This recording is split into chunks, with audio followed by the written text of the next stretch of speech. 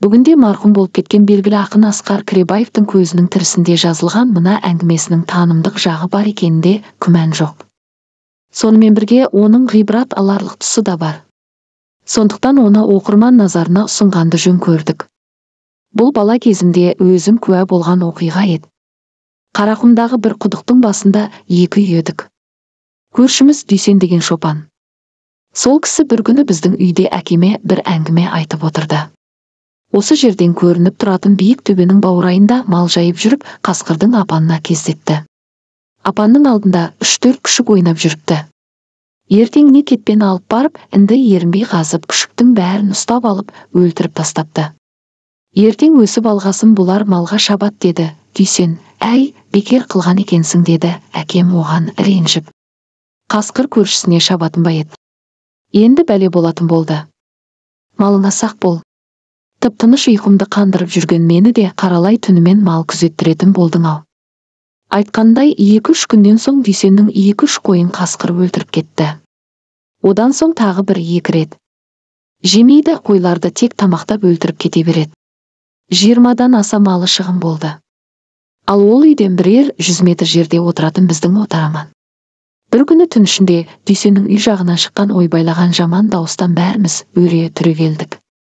Дүйсеннің әйелі зар жылап жүр. Не болған? Сөйтсек, қожайынның мал күзетінде жүргенін зерттеп алған қасқыр оның үйіне келеді. Киіз үй ыстық болғасын, түнемелік іргенің шиін ашып киізін түріп қояды екен. Ол кезде шопан байғұста қандай жөні түзу үй бар. Шиі сырылған ашық іргедегі керегенің сағанағы сынықта ол жерде еңбектеген ересек адам еркін сыйып кететіндей тесік бар екен. Жанкешті қасқыр сол тесіктен кіріп, шопан әйелінің құшағында жатқан емізулі баланы алғанда қашқан ғой.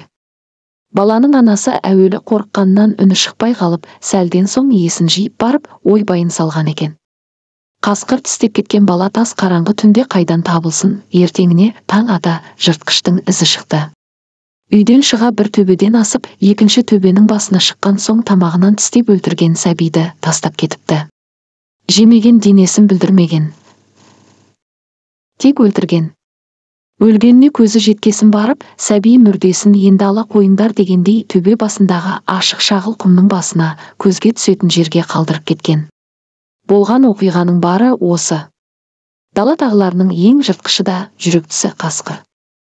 Олар ақылды да мәрт болады. Ол өзіне тақау қоныстанған отарға еш уақытта тиіспейді екен.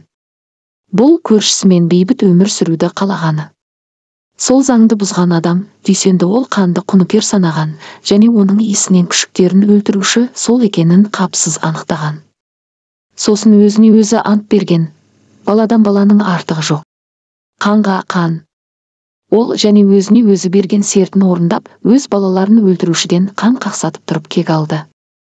1988 жылы Алматыдағы Жалын баспасынан менің балаларға арналған өлеңдер жинағым шықты. Мақтанғаным емес, кітаптың ішінде көшпенді жұртымыздың салт дәстүрін қамтыған жабдықтар, дала шөптерінің түр-түрі түгелдей қамтылған тәп-тәуір өлеңдер бар еді. Осы ұлттық экзотикалық өлеңдерімнің жинағын бастауыш сыныптар мұғалімдері, мектепке дейінгі балалар мекемелерінің қызметкерлері өзіме де үлгертпей кітап дүкендерінен пышақ үстінен сатып алып кетті. Сол кітапта осы оқиғаны сюжетті өлеңге айналдырып бере отырып, түс тағыларының қасиетінен балаларды хабардар еткім келген. Өкінішке орай, баспагерлер дәл сол өлеңдерімді жинаққа енгізбей қойыпты. Неге? Кейінірек баспаға барып, ондағы жігіттермен сөйлескенімде, алдында бір отар қой тұрғанда, жанын жалдап киіз үйге кіріп, одан бала алып қашып, оны және жемей тастап кететін ол қасыр, әлде вин, деді олар. Қасқырды суретінен ғана көрген жігіттерге мен табиғат заңының күрделілігі, тілі жоқ болғанымен әрбір жаратылыс иесінің өзіне тән ақыл санасы, жазылмаған бұлжымас заңдары болатынын қанша дәлелдесем де түсіндіре алмадым. Ал әдебиеттің төңірегінде жүрген олардың түйсігі осылай болса, көп нәрседен бейхабар, асфальтта өскен ұрпағымызды біз ата-бабамыз мекендеген дала заңы мен ұлттық санаға қалай тәрбиелемекпіз? Жаныңды кейде осындай нәрселер де құластады. Оқыған Лаура Сырайылова. Кезде шопан